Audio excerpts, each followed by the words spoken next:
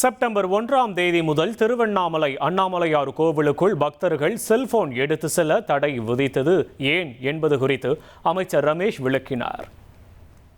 Mobile phones ஏன் restrict பண்ணுறோம்னா, அந்த க்ரௌடில் வந்து மொபைல் ஃபோன்ஸ் எடுத்து உள்ளே வரவங்க, அந்த க்ரௌடாக சேர்ந்து உள்ளே இருக்கக்கூடிய இறைவனுடைய சிலையை வந்து ஃபோட்டோ எடுக்கிறது, அப்புறம் அந்த க்ரௌடில் வந்து பார்த்திங்கன்னா நிறைய ரீல்ஸ் எடுக்கிறது, இந்த மாதிரியான விஷயங்கள் தொடர்ந்து வெளியில் வந்துகிட்டு இருக்குது.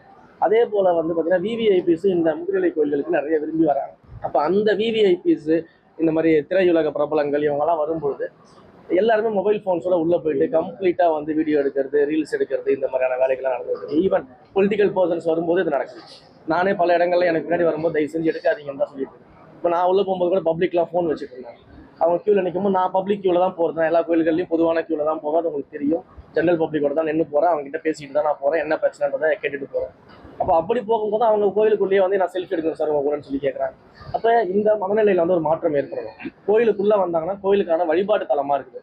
அப்போ அங்கே முழுக்க வந்து இறைவனை வழிபடக்கூடிய இடமாகவும் அவங்க அமைதிக்காக வராங்க, ஒரு ப்ரேயருக்காக வராங்க, இல்லை வந்து அவங்க அங்கே இருக்கக்கூடிய சிற்பக்கலையை பார்க்கறதுக்காக வராங்க, அங்கே இருக்கக்கூடிய தமிழ் எழுத்துக்களை பார்க்கறதுக்காக வராங்க, அங்கே இருக்கக்கூடிய கல்வெட்டுகளை பார்க்கறதுக்காக வராங்க, அங்கே இருக்கக்கூடிய தமிழ் பாடல்களை பார்க்கறதுக்காக வராங்கன்னா அவங்க கவனம் ஃபுல்லாக அது மேலே இருக்கும்.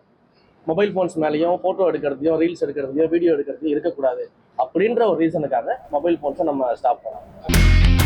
இனி செல்லும் இடமெல்லாம் செய்தி. தந்தி டிவியின் வாட்ஸ்அப் சேனலை ஃபாலோ பண்ணினா செல்ல இருக்கும் இடமெல்லாம் செய்தி.